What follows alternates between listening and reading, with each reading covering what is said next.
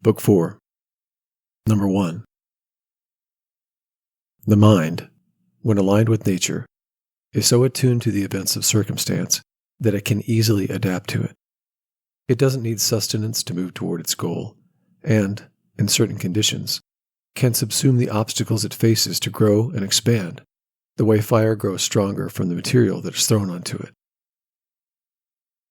2. Let no act be done without a purpose.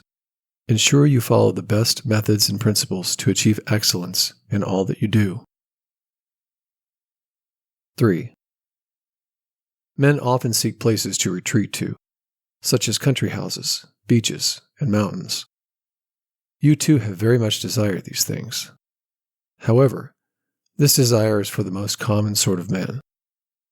You have the power to retreat into yourself whenever you choose. Nowhere else can you find more peace and more freedom than within your own soul. This tranquility is simply the result of having a well-ordered mind. Constantly give to and renew yourself by this retreat. Let your guiding principles be brief and fundamental, so that whenever you meditate on them, they will be enough to cleanse your soul completely and send you back free from any discontent with those things that you must return to. For why are you discontented? Is it because of the malevolence of others? Remember that rational beings exist to support one another, that enduring hardship is simply part of life, and that people do wrong involuntarily. Consider how many people, after experiencing enmity, suspicion, hatred, and conflict, have ended up dead and reduced to ashes to find peace at last. But perhaps you are dissatisfied with the fate that has been assigned to you from the universe. Recall this alternative. Either there is providence, or everything happens by chance through the random combination of atoms. Or remember the arguments that prove the world is like a political community to find peace. But perhaps physical things still trouble you. Remember, the mind can remain unaffected by changes in the body, whether gentle or violent, once it separates itself and discovers its own strength. Reflect on what you have learned about pain and pleasure, and find peace at last. But perhaps the desire for fame will torment you. Observe how everything is forgotten, and consider the vastness of infinite time on each side of the present. Recognize the emptiness of applause, the fickleness of poor judgment with those who offer praise, and the narrow space in which it is given, and so find peace. Remember that the entire earth is an insignificant point, and your dwelling is a small nook within it, inhabited by very few people who are not necessarily wise or discerning, and find peace in this thought. Retreat into the territory of your own mind, and above all, do not distract or strain yourself. Be free, and view things as a person, a human being, a citizen, and a mortal. Among all the principles you have at the ready, turn to these two. First, external things do not affect the soul. Inner turmoil is the result of our interpretation of them. Second, everything you see will rapidly change and vanish. Constantly remind yourself how many changes you have already experienced, for the universe is transformation and life perception. 4. If our rational mind is common to all, then the purpose for that rational mind, or the divine spirit, is also common to all. If the divine spirit under which the rational mind has been created is common to all, then the conscience that commands us what to do and what not to do is common to all. If this is true, there must be common law, which means we are all fellow citizens. If this is true, all people are members of a political community, which makes the world one state. What other community can anybody say that the whole human race are members? And it is from this common political community that our intellectual and reasoning faculties and our capacity for law emerge. From where else would it come from? Just as my physical body is given to me from the earth, my emotional body from another element, and my passions from another source, since nothing comes from nothing, and nothing returns to non-existence, so too the intellectual part comes from some source. 5. Death, like birth, is a mystery of nature. It is a cycle that coalesces and deconstructs the same elements in perpetuity. It is not something to be ashamed of, for it would not be in accordance with the nature of a rational being, nor contrary to the reason of our existence. 6. It is natural and inevitable for these things to be done by such people. If a person does not accept this, it is like denying a fig tree its juice. You must always remember that in a short time, both you and that person will pass, and not even your names will be left behind. 7. If you change your perspective in respect to the offense, then the complaint, "I have been harmed," goes away. If the complaint, "I have been harmed," is removed, then the harm itself is gone. 8. What does not make a man worse does not make his life worse, nor does it harm him from without or from within. 9. The nature of what is universally useful compels all. 10. Assume everything that happens justly, and if you observe carefully, you will find this to be true. I do not mean only in terms of the continuity of events, but also in terms of what is just, as if it were assigned by the gods. Continue as you have started, and whatever you do, do it with the aim of being good, in the true sense of what it means for a person to be good. Maintain this intention in every action. 11. Do not perceive the world like the person who wronged you, or as they would like you to, but instead, see things as they truly are. 12. You should always keep 2 rules in mind. First, do only what the divine spirit beneath your ruling faculty suggests is for the benefit of others. And second, to be open to changing your opinion if someone corrects you. However, this change of opinion must only come from the kind of persuasion that results from a noble conviction as to what is just and beneficial to all, not just because it sounds eloquent or enhances your reputation. 13. Do you have the capacity to reason? I have. Then why don't you use it? For if reason does its own work, what else do you need? 14.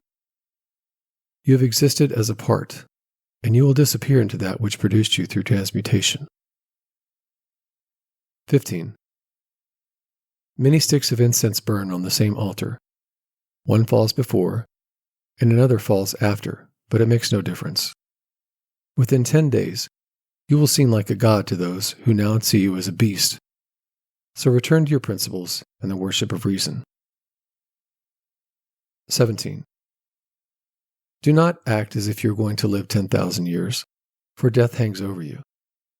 While you live, and while it is in your power, be good. 18. You will avoid trouble if you do not concern yourself with what your neighbor says, does, or thinks, but focus only on your own actions, ensuring that they are just and pure. Or, as Agathon says, do not look around at the depraved morals of others, but run straight along your own path without deviating from it. 19.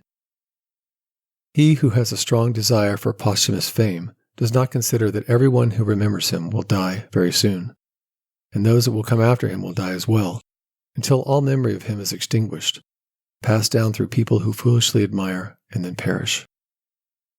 But suppose those who will remember you and their recollection of you is immortal. Why should this matter to you? And I do not mean why it is significant to the dead, but what does it matter to the living? Does praise have some utility? For those who praise have rejected the gift of nature by clinging on to something else. 20. Anything that is beautiful by its very essence, and praise makes a thing neither better nor worse. This applies to ideals and virtues as much as it does to material objects and works of art. That which is truly beautiful needs nothing else, no more than law, truth, benevolence, or modesty. Which of these things is beautiful because it is praised or tarnished by being blamed?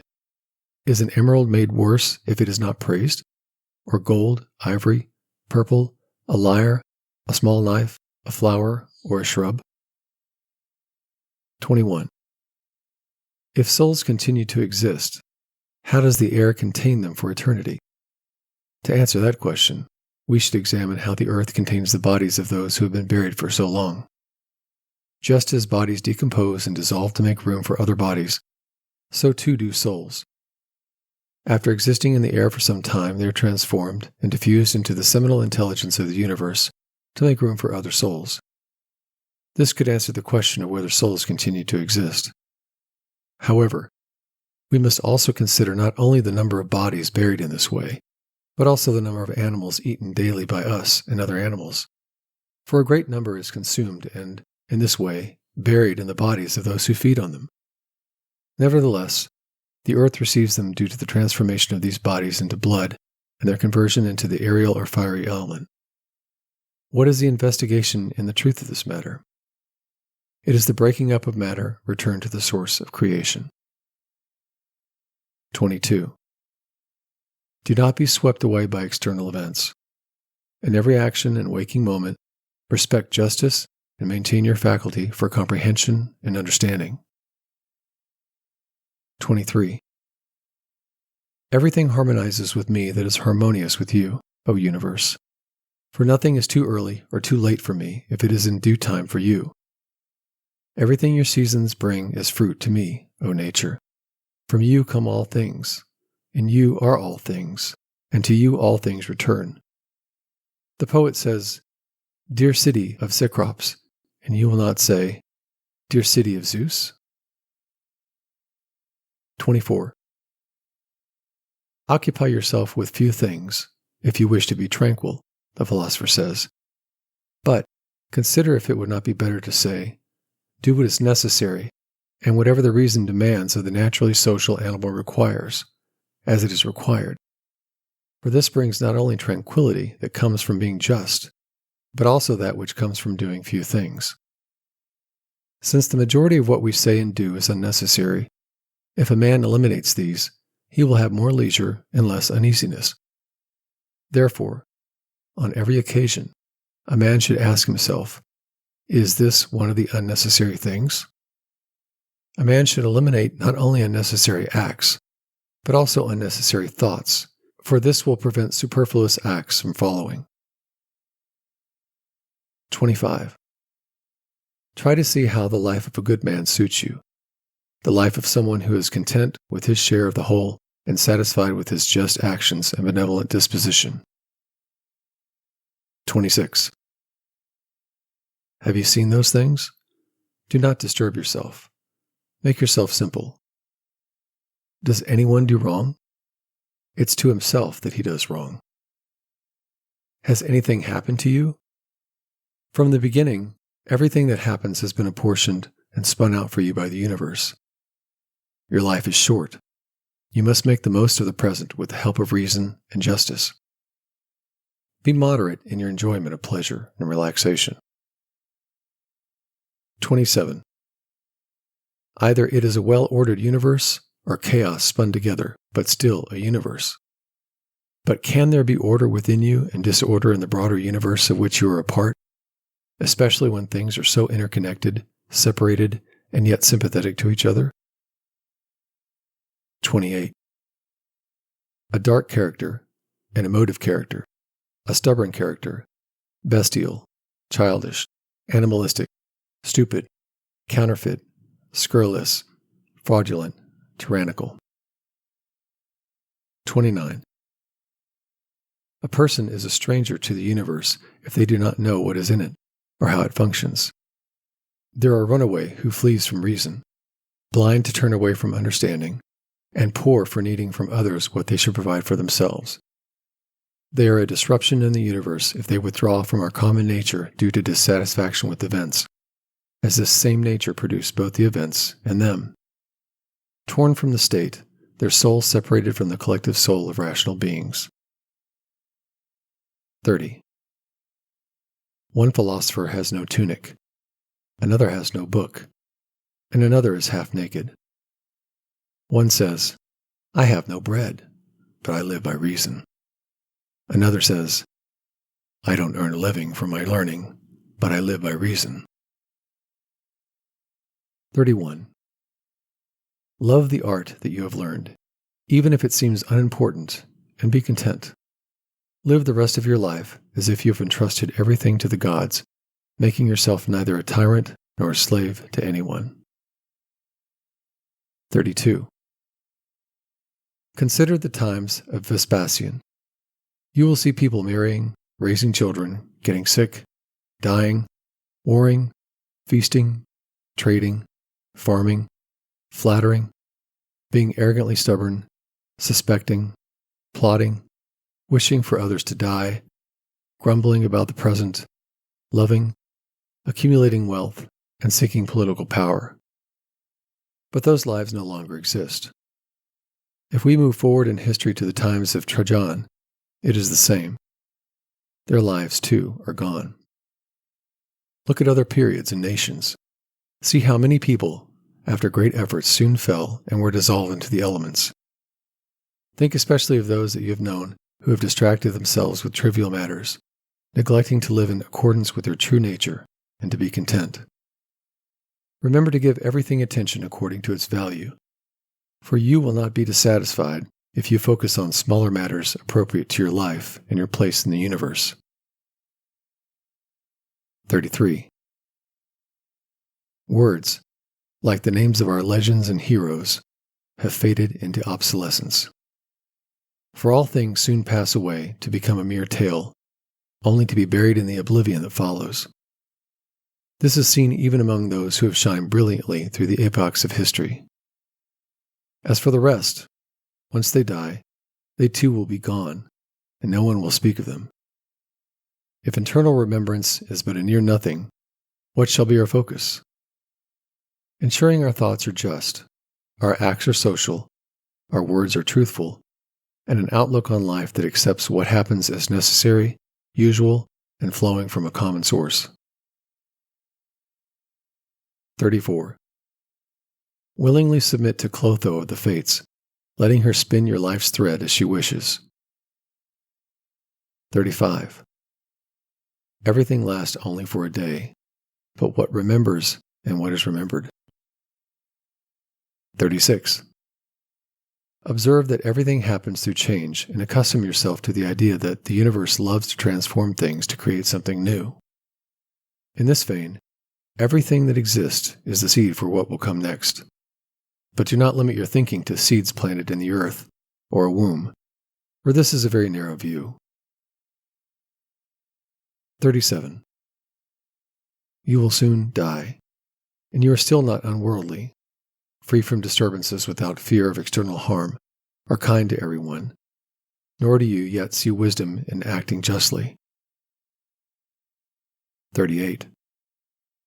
Look at the principles guiding people's actions, even the wise ones, and see what they avoid and what they pursue.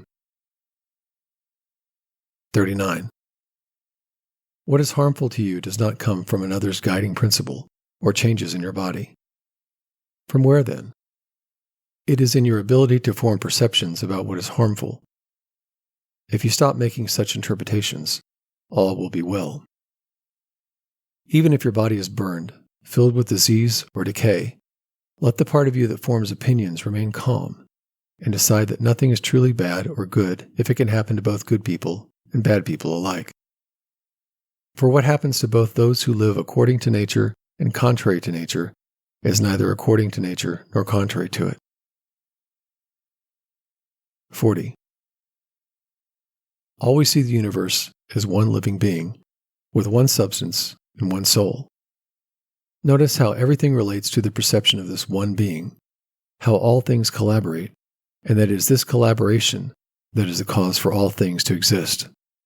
Observe the continued weaving of the interconnected web of the universe. 41. You are a soul carrying a corpse, as Epictetus used to say. 42. It is not evil for things to change, nor good to remain fixed in the face of change. 43. Time is like a river of elements, constantly in flux, and being carried away and be replaced by something else that will in time also be carried away. 44. Everything that happens is as familiar and expected as roses in spring and fruit in summer. This includes disease, death, slander and betrayal, and whatever else delights or vexes fools. 45. Everything that happens is an appropriate response to what preceded it. History is not just a random coalescence of disjointed events following a necessary sequence. It's a rational, harmonious connection. All things are arranged together in a harmony, showing a wonderful relationship rather than just a succession of events. 46. Always remember the saying of Heraclitus, that earth turns into water, water into air, air into fire, and vice versa. Think also of those who have lost sight of the path ordained to them by nature, and thus resist the natural flow of events pursuant to its principles. They find daily occurrences strange. We should not act and speak as if we were asleep, because even in sleep we seem to act and speak. Nor should we simply follow what we've been taught, like children learning from their parents. 47.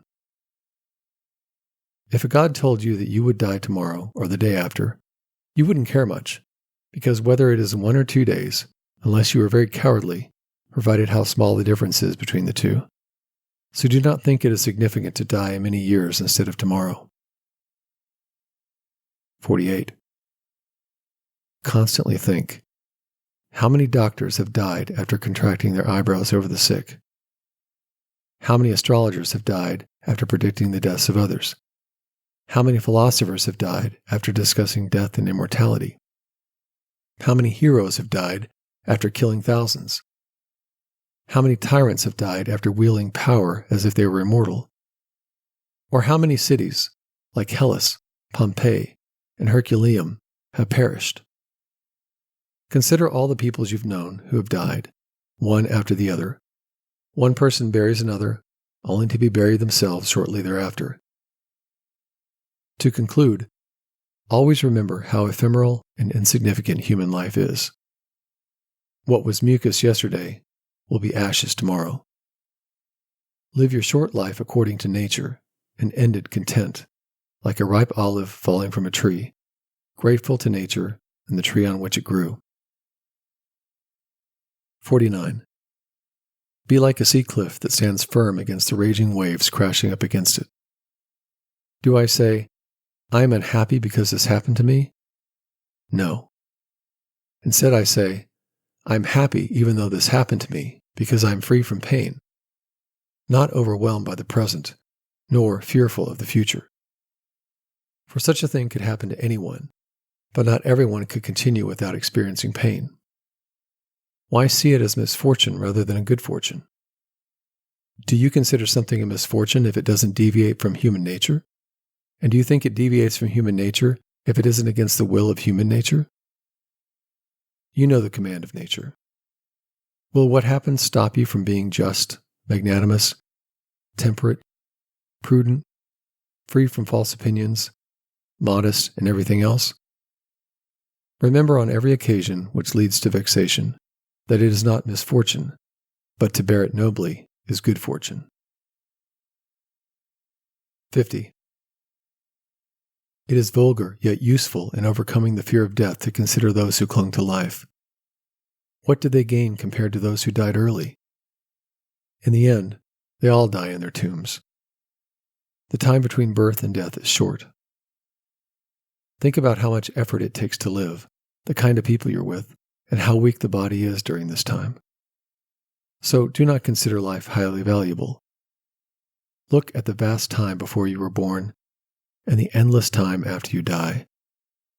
In this infinity, what's the difference between living 3 days or 3 generations? 51. Always take the simplest path, which is the natural one. Speak and act according to sound reason. This will free you from trouble, conflict, and the need for artifice and ostentatious display.